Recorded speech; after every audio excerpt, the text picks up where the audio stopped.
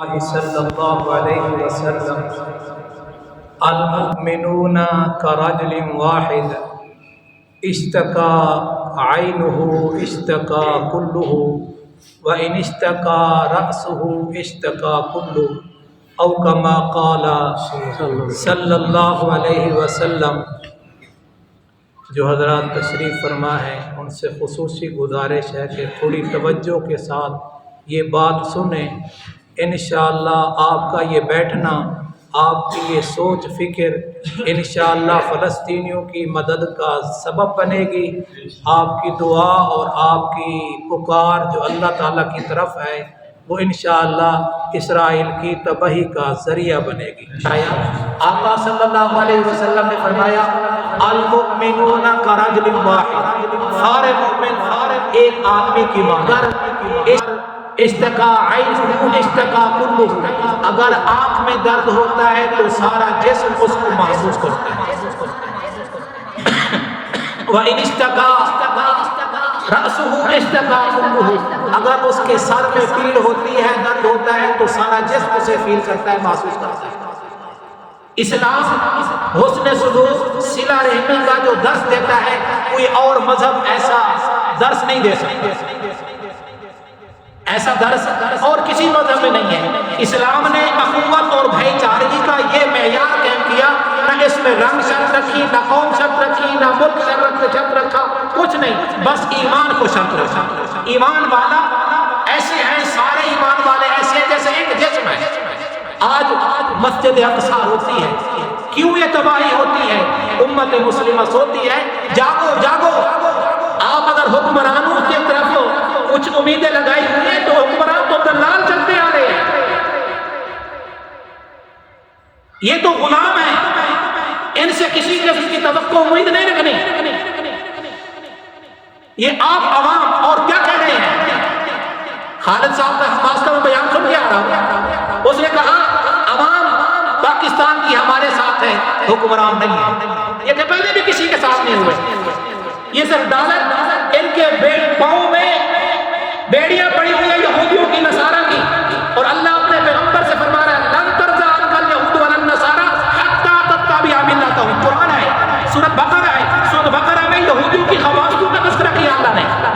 قرآن کہتا ہے، اللہ فرماتا ہے یہ یہودی میرے پیغمبر آپ سے کبھی راضی نہیں ہوں گے یہاں تک کہ آپ ان کا مذہب اختیار کر رہے ہیں، ان کی ملت اپنا لیں۔ تو الحمدللہ کوئی مسلمان آج تک نہ اسرائیل کو مانا تھا نہ مان گے گا، اس کو نہیں مانتا۔ ارے میرے نہیں مانتے حکمران صاحب اقتدار، تو جن کی تصویر آپ اپنے دفتروں میں لگاتے ہو اس قائد اعظم کی تو مانو۔ 48 میں 48 نے کہا تھا یہ امریکہ کی ناجائز اولاد ہے۔ تو مثال دو ٹانگے والے جا رہے تھے، ٹانگے والے، ایک ٹانگے والے نے اس کو کراس کیا اور دوسرے کہتا ہے طاقت ہے گھوڑے میں، ہمت، مقابلہ کرتے ہو؟ اس نے لگام چھوڑی، اس کا گھوڑا اس کو کراس کرنے لگا، جب تیز چلا نا اوپر بیٹھنے والوں نے کہا نہیں نہیں نہیں ہمیں جان کا خطرہ ہے، نہ بھگو۔ اس نے پھر لگام کھینچ لی، پھر اس نے کراس کیا، پھر اس نے جاتے ہوئے کہا، پھر اس کو غیرت آئی، پھر اس نے لگام چھوڑی، پھر اس کو کراس کر دیا، پھر بیٹھنے والوں نے کہا کہ ٹھہرو ٹھہرو ہماری جان کا خطرہ ہے۔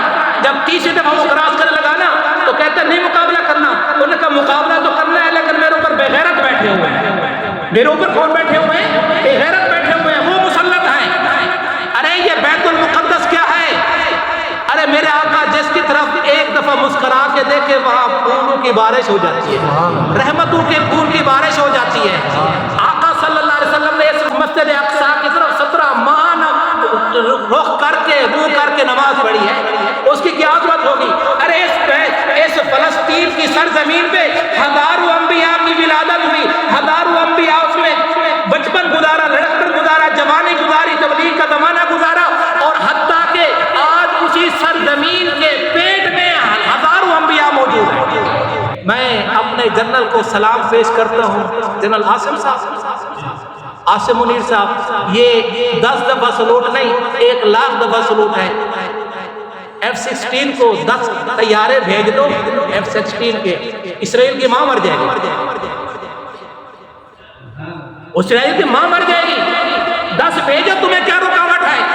جب ایٹم بم کے پہلے دھماکے ہوئے تھے، آپ ادارے والے بیٹھے ہیں، ہر فیلڈ والے بیٹھے ہیں، میرا سوال یہ ہے کہ جس وقت ایٹمی دھماکے ہوئے تھے، سب سے بڑی خوشی، سب سے پہلے خوشی کس نے منائی تھی؟ فلسطین چنگے میں تھا، ان اسرائیلی کو چنگے میں تھا۔ آج الحمدللہ ان کے بھی ہزاروں کی تعداد میں تباہیاں ہو رہی ہیں، 700 تو آج جہنم واصل ہوئے ہیں اور 13,000 سے زیادہ زخمی ہیں۔ لیکن ہمارا میڈیا، سوشل میڈیا بھی وہاں بولتا ہے جہاں ان کو بھی کرنسی کی جھلک اور چمک نظر آئی۔ لیکن الحمدللہ ہم نے کل نکلنا ہے، اور آج مسجد کے مصلی پہ بیٹھ کے میں اعلان کرنے لگا ہوں، جو کل نکلے گا مظاہرے میں، وہی حقیقت میں بیت المقدس کا محافظ ہوگا۔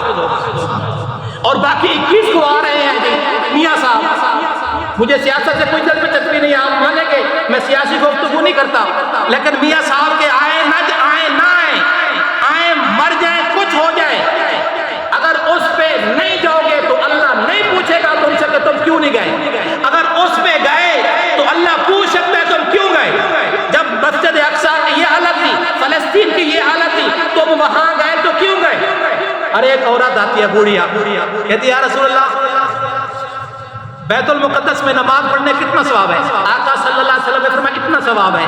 کہا یا رسول اللہ میں تو نہیں جا سکتی، پھر میں کیا کروں؟ فرمایا تیل بھیج دے۔ یہ ہمارے حکمرانوں کا علاج ہے۔ جب آپ الجہاد الجہاد کی کل آواز لگائیں گے نا، تو ان کو جو وہاں سے آ رہے ہیں ڈالر اور ایف ایم ای کے ذریعے آ رہی ہے، جو چیزیں آ رہی ہے، کیا نام ہے؟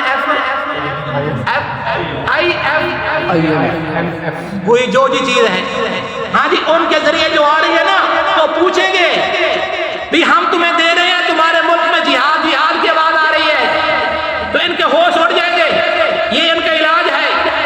تو اس لیے وہ عورت پوچھتی ہے، آقا نے فرمایا اس کے گھر اس پر تیل بھیج دو۔